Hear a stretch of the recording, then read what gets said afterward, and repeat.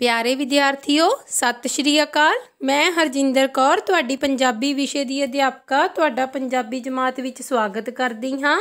प्यारे विद्यार्थियों अज असीं पंजाबी साहित्यमाला विच दर्ज कविता भाग दे हेठ पाठ 5 जंग दा हाल जो कि शाह मुहम्मद की रचना है उसके कुछ भाग बारे जानकारी हासिल करांगे। हाँ जी बेटा जी, रचना बारे रचना की व्याख्या करन तो पहला आपां कवि दे बारे जान पछाण करते हाँ। हाँ जी बेटा, शाह मुहम्मद का जन्म पिंड वडाला वीरम जिला अमृतसर विच 1782 ईस्वी विच होया सी।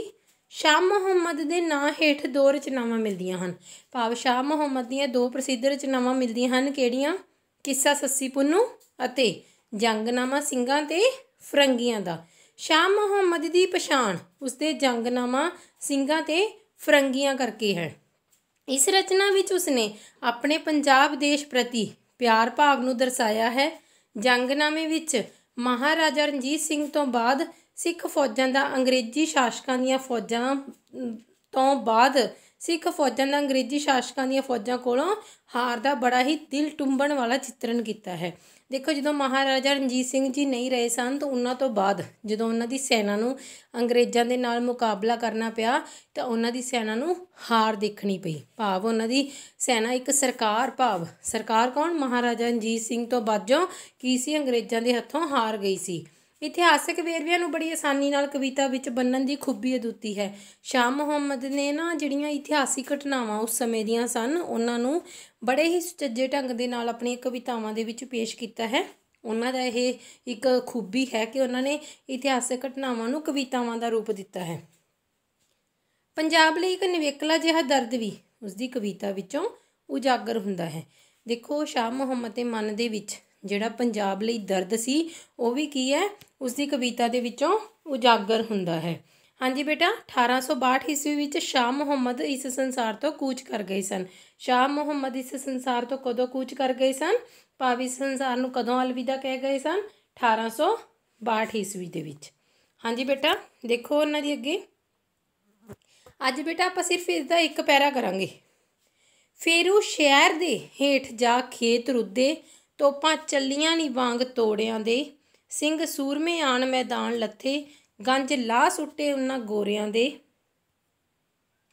टुंडे लाट ने अंत नूं आए खाए गुस्सा फिर दिते नी लख ढंडोरियां दे शाह मुहम्मदा रंड बिठाए नंदन सिंह जान सभे नाल जोरियां दे। हाँ जी बेटा, देखो ये जिहड़ा तुहाडा ये काव्य सतरां हन, ये काव्य सतरां हाँ जी पंजाबी साहित्यमाला पुस्तक विच दर्ज शाह मुहम्मद की रचना जंगनामा ਸਿੰਘਾਂ ਦੇ ਫਰੰਗੀਆਂ ਦੇ अंश भाव जिहड़ी शाह मुहम्मद की रचना जंगनामा ਸਿੰਘਾਂ ਦੇ फरंगियां ਦਾ ਉਹਦਾ एक अंश है। ਉਹਦੇ अंश ਦਾ ਉਹਦੇ सिरलेख की लिया गया आ जंग ਦਾ हाल विचों लिया गया है। सिख फौज ने अंग्रेज़ों की लाहौर ते कब्जा करन दे इरादे नूं टक्कर देण लई मुकाबला करन दा फैसला किया सी। सिख फौजा ने अंग्रेज़ों की लाहौर ते कब्जा करन दे इरादे नूं, देखो जो अंग्रेज़ों ने लाहौर के उत्ते कब्जा करन दा इरादा बनाया सी तो तद की है सिख फौजा ने उन्हों दा मुकाबला करन दा फैसला किया सी तां जो उन्होंने लाहौर के उत्ते कब्जा करन तो रोकिया जा सके। पहले हुक्म ते ही पंजाबी सूरबीर लड़ाई के मैदान वाल तुर पे। उन्होंने फेरू शहर के कोल जाके, फेरू की है एक शहर का नाम, कोल जाके खेतों विच मोर्चाबंदी कर लई सी। मोर्चाबंदी भाव मुकाबले लई तैयार होके उत्थे मतलब पूरा अपना मतलब मुकाबला करने लई तैयार हो गए सन। हाँ जी बेटा, देखो फेरू शहर दे हेठ जा खेत रुदे तोपां चलियां नी वांग तोड़ियां दे। देखो फेरू शहर सतलुज दे दूसरे पासे जिला फिरोजपुर ते मुदकी दे कोल एक थां आ। ਜਿਹੜਾ फेरू शहर आ सतलुज ਦੇ दूसरे पासे जिला फिरोजपुर ਤੇ मुदकी ਕੋਲ ਇੱਕ ਥਾਂ है। ਇੱਥੇ सिख फौजां ਤੇ अंग्रेज़ों की सेना की लड़ाई 21 ਦਸੰਬਰ 1845 ईस्वी ਨੂੰ ਹੋਈ ਸੀ। ठीक है, हेठ जा खेत रुदे, हेठ जा खेत रुदे मतलब बाहर जाके खेतों में मोर्चा ला लिया। ठीक है, तोड़ियां दे पलीतां नूं अग ला के चलाउण वालियां पलीते नूं अग ला के चलाउण वालियां बंदूकां इत्थे भाव लगातार हो रही गोलीबारी तो है। ठीक है ना, तोड़ियां मतलब लगातार हो रही गोलीबारी तो है। हाँ जी बेटा, कहते फेरू शहर के हेठ जा खेत रुद्धे तोपां चलियां नी वांग तोड़ियां दे। कहते जिस वेले फौजां फेरू शहर दे लड़ाई के मैदान विच डट गईयां सन, ठीक है ना, रुद्धे मतलब समझदे हो, बाहर जाके मोर्चा ला लिया, डट गईयां सन, तां उत्थे तोपां बड़े जोर नाल चलियां सन ते लगातार गोले वार रहे सन। की होया सी? फेरू शहर के हेठ जा खेत रुद्धे, भाव फेरू शहर दे विच लड़ाई के मैदान विच ਜਿਹੜੀਆਂ ਫੌਜਾਂ ਸੀ ਉਹ ਫੇਰੂ ਸ਼ਹਿਰ ਦੇ ਲੜਾਈ ਦੇ ਮੈਦਾਨ ਵਿੱਚ ਡਟ ਗਈਆਂ ਸਨ ਤੇ ਉੱਥੇ ਤੋਪਾਂ ਬੜੇ ਜ਼ੋਰ ਨਾਲ ਚੱਲੀਆਂ ਸਨ। ਤੋਪਾਂ ਸਿੰਘ ਸੂਰਮੇ ਆਣ ਮੈਦਾਨ ਲੱਥੇ, ਗੰਜ ਲਾ ਸੁੱਟੇ ਉਹਨਾਂ ਗੋਰਿਆਂ ਦੇ। ਗੰਜ ਦਾ ਮਤਲਬ ਸਿਰ, ਗੰਜ ਦਾ ਮਤਲਬ ਸਿਰ ਲਾ ਸੁੱਟੇ ਉਹਨਾਂ ਗੋਰਿਆਂ ਦੇ।